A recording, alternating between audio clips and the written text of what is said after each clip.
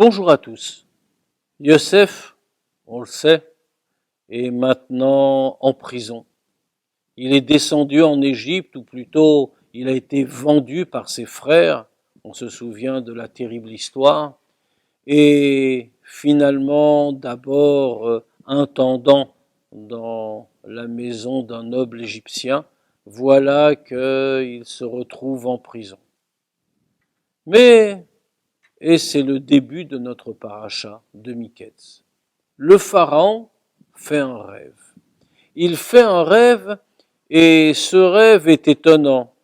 Il rêve d'abord de vaches maigres et de vaches grasses, 7 vaches maigres qui dévorent les vaches grasses, et puis ensuite dans son rêve il voit apparaître des épis de blé décharnés et d'autres au contraire très gras, qui montrent une excellente récolte, et les beaux épis de blé vont disparaître eux aussi dévorés par les épis décharnés, 7 épis décharnés qui dévorent les 7 épis gras et beaux.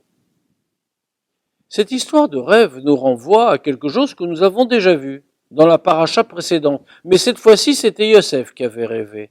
C'était tout au début de l'histoire et ce qui avait causé d'ailleurs la colère de ses frères et avait à terme conduit à sa vente en Égypte. Yosef, lui, avait rêvé d'autre chose. Il avait rêvé qu'il ramassait du blé dans le champ, faisait une gerbe, et ses frères aussi, et tous ses frères ayant fini de ramasser leur gerbe, eh bien leur gerbe venait se prosterner devant celle de Yosef. Et puis ensuite, il avait vu le soleil et la lune accompagnés par les étoiles, 12 étoiles, comme le nombre de ses frères, venir se prosterner devant lui encore Yosef, il l'avait raconté. Et tout le monde avait été très choqué. Comment les étoiles, les frères, le soleil, la lune, son père, sa mère, se prosterneraient devant lui? 2 rêves, 2 séries de rêves, mais tellement différents. Regardons la différence essentielle entre les deux. Dans le cas du rêve de Yosef, ou des rêves de Yosef, Yosef a commencé par rêver de gerbes, de produits de la terre, des gerbes de blé.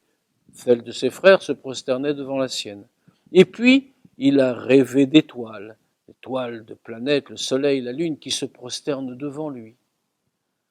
En partant du bas, les gerbes de blé, il est monté vers le haut, les étoiles, le soleil, la lune.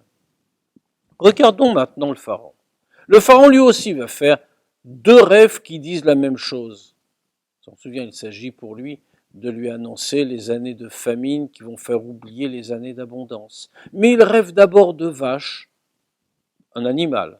Et puis ensuite, il rêve de blé, du végétal. Autrement dit, Yosef est parti du végétal et monté vers les étoiles, alors que le pharaon est parti de l'animal et est descendu vers le végétal. Moins de vitalité pour le pharaon, davantage de grandeur pour Yosef. Il y a véritablement ici 2 attitudes différentes par rapport au monde. Yosef est sans doute l'incarnation du juif. D'ailleurs, s'il est surnommé Yosef Hatzadik, Yosef le juste, ce n'est pas en vain. C'est parce que Yosef est celui qui, alors qu'il vivra à la cour du pharaon, il deviendra même le vice-roi d'Égypte, restera toujours le même. Il restera toujours celui qui est fidèle à Dieu, qui s'élève au-dessus de tous les problèmes, qui est toujours pénétré du rôle qu'il assume dans le monde, quelle que soit sa position, en prison ou à la cour du pharaon. C'est pour cela que, parti de très bas, il monte toujours. Oui, son destin, c'est celui-là. Parvenir au plus haut, pas matériellement, bien sûr, cela n'a que peu d'importance. Son destin, c'est de partir du niveau le plus bas spirituellement, mais toujours de regarder vers le haut, de toujours progresser jusqu'au soleil, aux étoiles, à la lune. Quant au pharaon, c'est un idolâtre. Le pharaon, parce que c'est un idolâtre, ne peut que disparaître. Son destin à lui, c'est de descendre de degré en degré, partir de l'animal, ce qui est déjà pas bien haut sans doute, et descendre jusqu'au végétal. Oui, il faut choisir. Et cela, c'est le choix que le peuple juif fait. Il faut choisir de toujours s'élever, sachant que notre chemin monte et que ce chemin qui monte nous conduit directement vers Dieu et vers la venue prochaine de Machiach. Au revoir à tous.